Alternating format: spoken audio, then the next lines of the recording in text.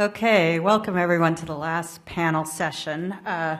We're going to talk about who and what drives safety decisions, and we have a great sample panel of some of the actors that work on safety issues and try to make a difference. We have, to my right, Mark Hereth, the Managing Director of the Blacksmith Group. I think you're going to talk about insurance companies and their role.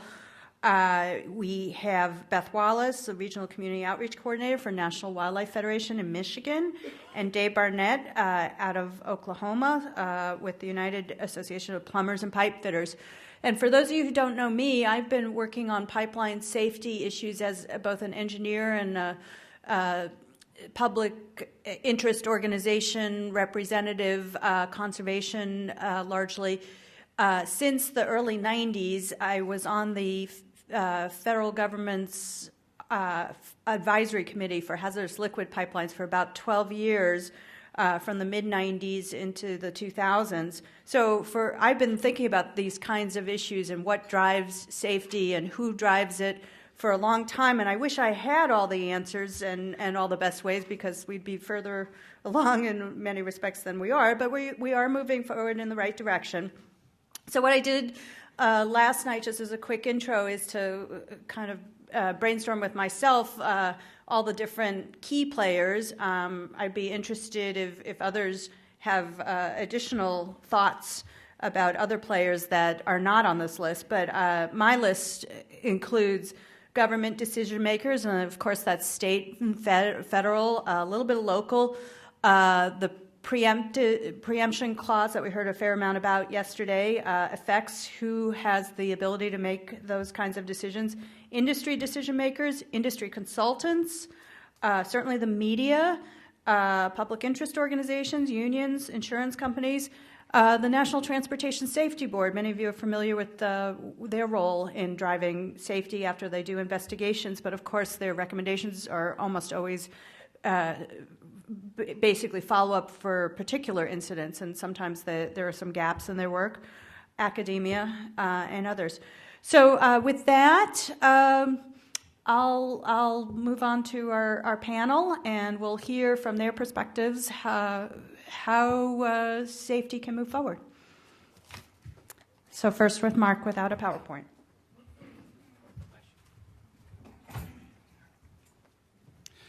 Hi, today I am a consultant, but prior to the capacity I work in today, I worked for an insurance company called the Hartford Steam Boiler Inspection and Insurance Company for 23 years.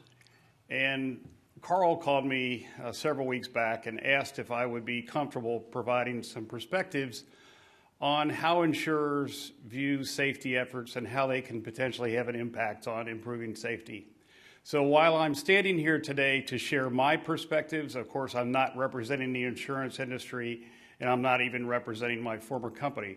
But I will share with you how we looked at risk. I have been involved in claims since I was involved in the Katrina failure, the failure on the Entergy gas system here following Katrina for a number of years. So I've stayed connected loosely to insurance, and I'll try to be brief in my comments. I'm actually interested if there are questions that people have in the crowd. I think all of us want to leave time to address those.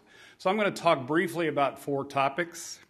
I'm going to talk about consequences, because that was really key in, I know the program, the way that Carl put it together. So I'm going to talk about consequences from the insurance perspective. I'm going to talk about engineering and the role that engineering takes. I'm going to talk about lessons learned, and finally I'm going to talk about a sobering concept of capacity. So I'm going to paint somewhat of a bright picture, but I'm going to close at the end with sort of the reality of financial markets. So the first point is that in terms of consequence, the simplest way to look at an insurance coverage is that generally it provides coverage for consequences, for larger events that exceed some deductible level. There are places where people will write an insurance in a low primary layer that an operator, for example, may choose to buy. It's quite expensive generally, but they may choose to buy that. Generally, insurers are providing coverage from some level in the millions of dollars to hundreds of millions and then ultimately billions. The area that I worked in was property and fire coverage and mechanical breakdown. There's also liability, offshore, environmental. And one of the things we did in our company over time is we worked with companies around the world to try to package coverages to bring total packages together. The other side of the consequence is we used consequence to underwrite. So because we were taking the large risk exposure, consequence was very, very important to us. And so we wanted to understand large loss events, the potential for large loss events. We had potential maximum losses. We had maximum foreseeable losses that were built into our thinking and the way that we viewed risks. And then we also spent a lot of time looking at loss history. So for those of you that were in our pipeline safety management system session this morning, I shared a graph that showed petrochemical losses that Marsh & McLennan has prepared for years. They're now known as Marsh. And that was a great resource for us to then follow up with operators and other insurers to better understand what caused incidents. So consequence was at the heart of our underwriting, and I can talk more about that if you like.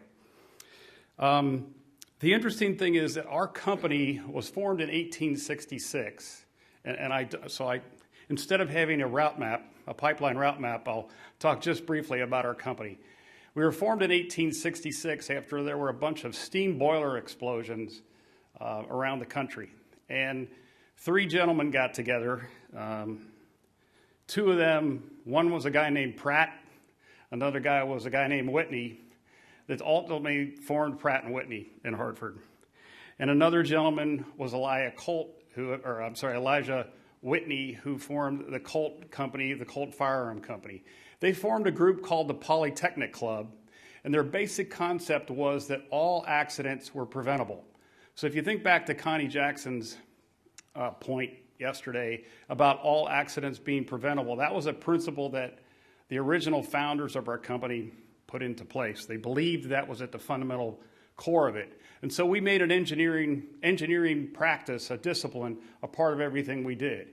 And the long name of the company was Hartford Steam Boiler Inspection and Insurance Company. And the way we used to say it is we inspect before we insure. And so we used various different tools to evaluate companies and to better understand how they were doing their business. A couple of things we loved is we loved standards, and we loved things like process safety management. So you heard us talk this morning about process safety management, which is a safety management system. We liked those because that gave us a basis to evaluate a company. We could look at a high level and say, how do you say you do your work? We could interview employees at various levels and say, how do you actually say you do your work? First in writing, how do you say you do your work and how you describe it to us? And then how do you prove what you do through documentation? So it's just another form of an auditor assessment, and that's the way we did a high-level risk assessment. We also had engineers. We had technical specialists and engineers who were trained in large rotating equipment and different types of steel making and things like that that would go in and audit and be down at the working level. And there was a great question this morning that was asked by one of the people in our session, and he said, you guys with the safety management stuff are way up at this high level. You're up here with the executives and the leadership. He said, you're not connecting down. And one of the things we used to do is we had technical people who could actually get down and talk to the working level people. And our people saw good and bad. They saw failures and they saw good operation. So there was an opportunity for us to share. We shared lessons learned. We shared the things that we had seen in running equipment and maintaining large assets. The other thing is we were very active in standards development. In the late 1870s, there was this thing called the Hartford Code. The Hartford Code at the turn of the century became the ASME Code. So our company developed the first generation of the code that ultimately became the ASME Code. You're finding more and more today. I think last year and the year before you had people from Aegis here, which is the Association of Electric and Gas Insurance Services. It's a mutual company. They insure a lot of utilities, especially on the liability, casualty side of coverages, and They are becoming more and more active. They're becoming more and more active in standards. I believe they were involved in operator qualification. We had people involved in OQ. One of our vice presidents of engineering was actually the president of ASME several years ago. So I think you'll see insurance companies more and more be involved in standards development because it's a great tool to get a look into a company to understand how they do work. The other thing we did over time is we saw large losses, particularly in the electric power industry and places where people use large gas turbines. We actually developed a fleet management concept. So we actually had people who specialized in GE frame 7s and the older GE frame 3s and 5s, and where could you get spares and how would you develop spares pools and things like that. So we became much more technically focused that way. The third area I want to talk about is lessons learned. One of the things that we have done through the years and still continue to do today, I'm sure, Aegis does, and I know Munich and Zurich also do this, is they reach out and they share lessons learned. So they'll have sessions with insureds where they'll bring in operating people, not just the risk manager and the people that handle the insurance, but they'll bring in operating personnel and have sessions where they're sharing lessons learned from large events. The last area I wanted to touch on is capacity. So in the beginning, I talked about how an insurance company manages largely around consequence. And one of the things that happens is when there are large losses or large events, large incidents, the way we call it today, or accidents, those definitely have an impact on insurance. Sometimes they'll, and I'm going to be somewhat casual with my terminology here, is sometimes capacity that offers insurance coverages will run away when they see a big Piper Alpha in the late 80s. And the events, like that we've seen the past few years, that can scare insurers. And so what happens, capacity may run away from the market. You got to also recognize that insurance, you make money two ways. You make money on investments and you make money on underwriting, or you have opportunities to. With the interest rates that you have today, you have to be really much better at the underwriting side because you got to make your money on the underwriting side because your interest rates on investments are only 2 and 3 and 4%. So capacity is important. Now, so what do I mean? Tell me more about that, as you're probably saying, is that when the market hardens, when capacity has run away and the market begins to shake out, the market does what's called hardening, and you'll get less capacity. And to pull coverages together to provide an overall limit that an insured is seeking, it gets more and more difficult. In fact, there was a period when I was in the business in mid-90s where we literally called it counting cards. We could watch insurers come in because you know their capacity and you know just how tight that is going to be and how difficult it is to put that program together. What that does is it drives up deductibles, which means the insured is carrying more risk. It increases cost, which increases the cost of their insurance. Now that's good because it means that, unfortunately, when there's failure, it has an impact which hits the pocketbook.